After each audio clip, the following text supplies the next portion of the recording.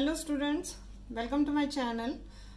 हम लोग कर रहे थे 11th क्लास का chapter number 2 basic accounting terms. ठीक है, तो हम लोग यहाँ तक हम लोग कर चुके थे। डेटर्स था हम लोग कर चुके थे, 13 टर्म्स हम लोग ऑलरेडी कर चुके हैं। तो मैं यहीं पे ही आपको 14th टर्म कराने जा रही हूँ, क्योंकि जो टर्म है वो डेटर से ही रिलेटेड है, इसीलिए मुझे यहीं पे आपको इसको कराना था। नेक्स्ट टर्म जो मैं ले रही हूँ वो है बैड डेट्स। ठीक है, तो बैड डेट्स क्या होते हैं? बैड डेट्स के लिए आपको डेटर्स समझना जरूरी है। डेटर्स मैं ऑलरेडी करा चुकी हूँ। ठीक है, तो डेटर्स बता देती हूँ एक बार दोबारा। डेटर्स क्या होते हैं? डेटर्स वो होते हैं जिनको आप क्रेडिट पे जिनको आप डेटर्स वो होते हैं किसी भी बिजनेस के। डेटर्स वो होते हैं जिनको बिजनेस क्रेडिट पे सेल करते हैं। ठीक है, तो वो person from whom amount is receivable against sale of goods. तो ए ने सी को क्रेडिट सेल की, गुड सोल्ड की 20,000 की ऑन क्रेडिट। ठीक है, तो सी जो है वो ए का डेटर हो गया।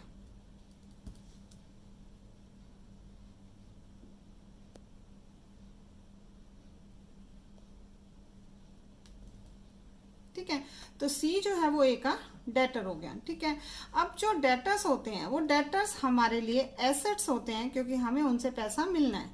ठीक है, तो डेटर्स जो होता है, debtor is an asset of A business.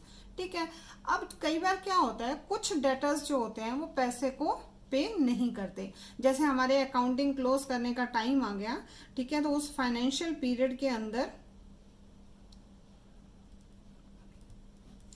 ठीक है, तो हमने फाइनेंशियल अकाउंट्स जो है वो अपने क्लोज कर लिए, लेकिन उस पर्सन ने हमें पैसा नहीं दिया। सपोज इसी केस में अगर हम लेते हैं, सी ने जो है वो मनी नहीं दिया, पैसा पे नहीं किया। ठीक है, ए ने कई बार उसको रिमाइंड कराया कि तुम्हें मुझे पैसे देने हैं, तुम्हें मुझे पेमेंट करनी है, लेकिन सी ने फिर भी पेमेंट नहीं की। तो अल्टीमेटली क्या होता है, ए क्या करेगा, अपनी बुक्स के अंदर, ए अपनी बुक्स के अंदर, अकाउंटिंग बुक्स के अंदर, ठीक है, सी को बैड डेट्स लिख देगा। ठीक है, तो बैड डेट्स लिख देगा। बैड डेट्स का मतलब क्या हो गया कि ऐसे डेटर्स जिनसे तुम्हें पैसा नहीं मिलने वाला, ऐसे डेटर्स जो तुम्हारे पैसे को वापस नहीं करने वाले, उनको बिजनेस अपनी बुक्स के अंदर, अकाउंटिंग बुक्स के अंदर बैड डेट्स डिक्लेयर कर देता है।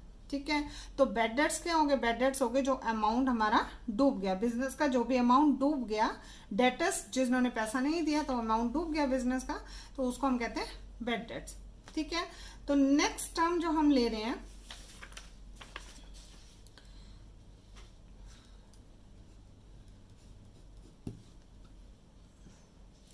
नेक्स्ट टर्म जो हम ले रहे हैं वो है स्टॉक और इन्वेंटरी। ठीक है, अब स्टॉक और इन्वेंटरी क्या होता है?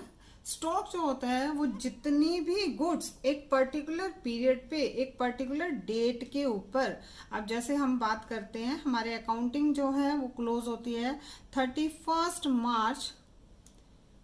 ठीक है, अब मैं अगर इस साल की लूँ, 31 मार्च 2022 को जो अकाउंटिंग क्लोज हुई, अकाउंटिंग पीरियड क्लोज हुआ, ठीक है, अकाउंटिंग ईयर, तो इस 31 मार्च को जितना भी किसी भी बिजनेस के अंदर, सपोज ए का ही बिजनेस है, हम इसी एग्जाम्पल को लेके चलते हैं, ए का बिजनेस है, अब 31 मार्च 2022 को जितनी भी गुड्स अनसोल्ड रहेगी,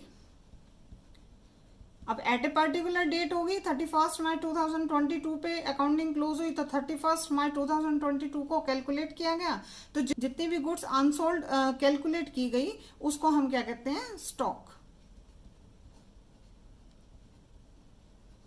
ठीक है, ठीक है, तो ये हमारी होगी इन्वेंट्री। तो ये inventory at the end of the year भी होती है और at the beginning of the year भी कैलकुलेट होती है। ठीक है, अब बिगनिंग का मतलब अगर इसी की हम बात करें तो 1 अप्रैल 2021, क्योंकि 21-22 ईयर की बात हम कर रहे हैं, तो 2021 के अंदर भी इसको जो कैलकुलेट किया गया था तो उसको भी हम स्टॉक ही कहेंगे। तो स्टॉक का मतलब क्या हुआ? स्टॉक का मतलब यही हुआ कि जितनी भी गुड्स अनसोल्ड बची हैं as on a particular date, किसी भी एक पर्टिकुलर डेट को जो भी गुड्स अनसोल्ड पड़ी हैं उन गुड्स को हम कहते हैं स्टॉक। ठीक है, तो 1 अप्रैल 2022 की जो मैं बात कर रही हूँ वो है 31 मार्च 2022 को जो भी गुड्स अनसोल्ड पड़ा था वही गुड्स 1 अप्रैल 2022 को होगा, सेम ही होगा। ठीक है, लेकिन ये हमारा अकाउंटिंग पीरियड 2021-22 के लिए था, लेकिन ये हमारा जो है अकाउंटिंग पीरियड 2022-23 के लिए होगा। अभी आपका करंट अकाउंटिंग पीरियड चल रहा है, उस अकाउंटिंग पीरियड के अंदर जो भी आपका eight the end of the year, मतलब कि लास्ट डे पे, लास्ट डे कौन सा होता है हमारा? 31 मार्च। ठीक है, तो 31 मार्च को जो भी आपका अनसोल्ड स्टॉक बचा, अनसोल्ड गुड्स बची, उसको हम कहते हैं क्लोजिंग स्टॉक और क्लोजिंग इन्वेंट्री। ठीक है, इसी तरह से ओपनिंग इन्वेंट्री भी होती है। तो ओपनिंग इन्वेंट्री कौन सी होगी? ओपनिंग स्टॉक और ओपनिंग इन्वेंट्री। ठीक है, तो ओपनिंग इन्वेंट्री क्या होगी? Stock at the beginning of the year, stock at the beginning of the year. किसी भी फाइनेंशियल ईयर के स्टार्टिंग में जो भी हमारे पास स्टॉक होता है, जो भी अनसोल्ड स्टॉक होता है, अनसोल्ड गुड्स होती हैं, उसको कहते हैं ओपनिंग इन्वेंट्री या ओपनिंग स्टॉक। 31 मार्च 2022 को क्लोजिंग स्टॉक था। ठीक है, वही क्लोजिंग स्टॉक 1 अप्रैल 2023 को ओपनिंग स्टॉक बन जाएगा।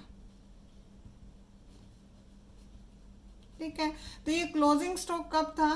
क्लोजिंग स्टॉक था 2021-22 अकाउंटिंग पीरियड के लिए, और ये ओपनिंग स्टॉक किसके लिए बन जाएगा? 2022-23 अकाउंटिंग पीरियड के लिए।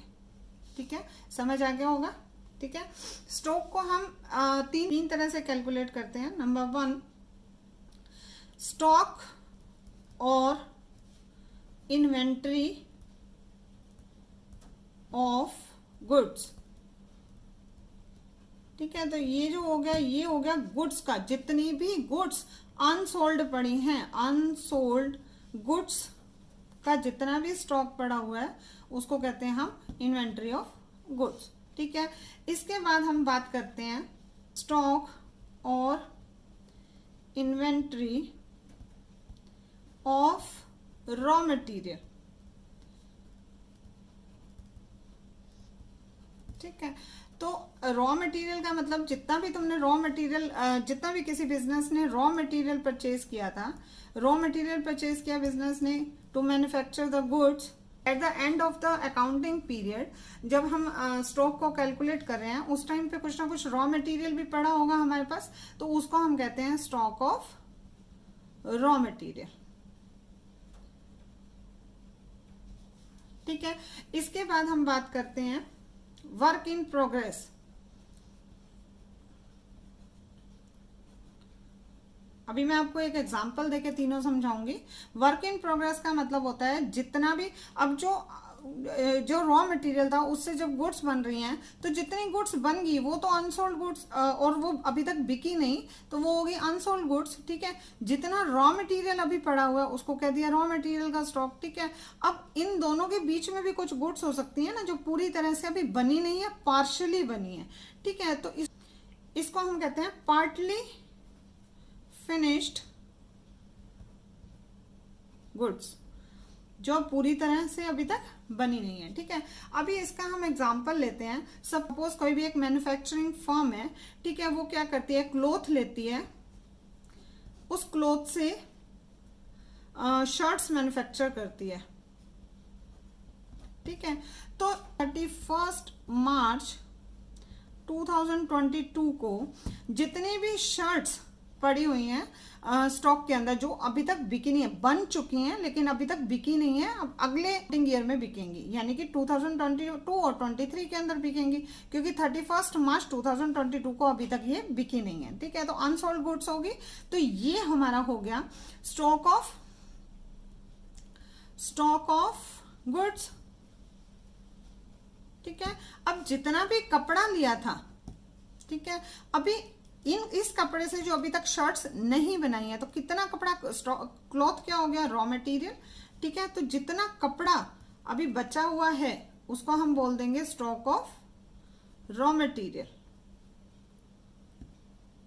ठीक है, अभी कुछ शर्ट्स ऐसी भी होंगी जिनकी जो अभी पार्शली बनी होंगी, पूरी तरह से बनी नहीं होंगी, जैसे किसी की बटन रहते होंगे लगाने, या किसी में और थोड़ा सा ये काम बचा हुआ होगा, तो वो जो भी शर्ट्स होंगी जो अभी पूरी तरह से बनी नहीं है उसको हम बोलते हैं वर्क इन प्रोग्रेस। ठीक है, तो आई होप आपको समझ में आ गया होगा। अभी तो सिर्फ आपको मैंने टर्म्स के मीनिंग बताए हैं, इसको किस तरह से कैलकुलेट किया जाता है ये हम फिर बात करेंगे। ठीक है, तो आई होप आपको समझ में आया होगा। तो अगर आपको समझ में आया हो, वीडियो अच्छी लगी हो, तो वीडियो को लाइक कीजिए, कमेंट कीजिए एंड वीडियो को शेयर कीजिए। Thank you.